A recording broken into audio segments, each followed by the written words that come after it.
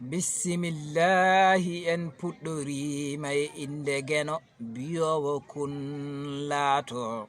On ko tagɗo asaman waɗi leydi, maaje kaɗɗe kamme belɗe haa filti windere.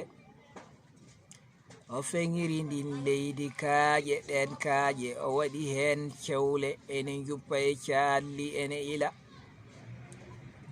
e windere hay nokku ɗum woppani.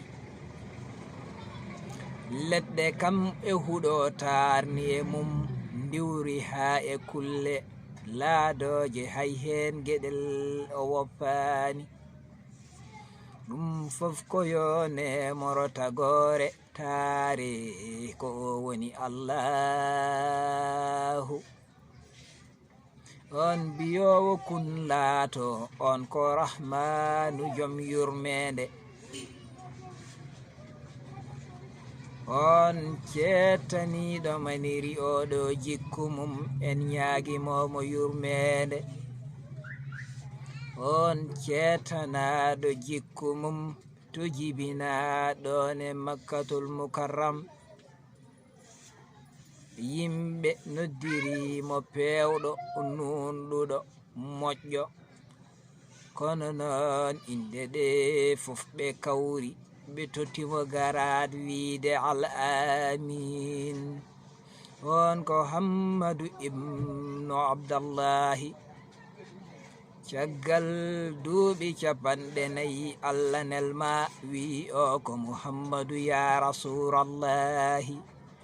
Malaɓe njaɓi piɓi jaɓɓi mbi hayyo malu, ɓe ceedi Allah woni goto deweteɗo ala, so wana kanko Muhammadu woni nelaɗo makko. Ɓe jaɓi julde, ɓe jaɓi horde e muddude kam e askude e wonande kattanɗo hajjude. Kono noon saliɓe cali, saliɓe foftinde gaddani ɓe caɗele haa kewi pamɗani. Muhammadu munyiri Allah jooɗi haa yamirore makko ari. Yo fer o fayato Madina ko toon o yehi, ɓen jaɓɓi malu mbaɗino adinoɓe mbaɗi. Gonɗini piɓi oɗo woni rasulu bil haqqi. Ko toon gonɗa haa juuti, Qur'ana ene kontini tellade.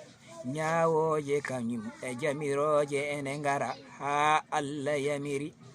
Ya ardutoɗa ɗon e Makka, taw aɗa wondi e sembe hattan kañum e keewal. Makka naaɓe heewɓe kuli njaahli, kono noon nde ngarɗa wonno ka moƴƴo ñoftigu ɗum a jaɓani. Ɗum saabi kamɓe fof ɓe njaɓi nguɗo malu, ɓe naftori sari e nder windere hay nokku heddani.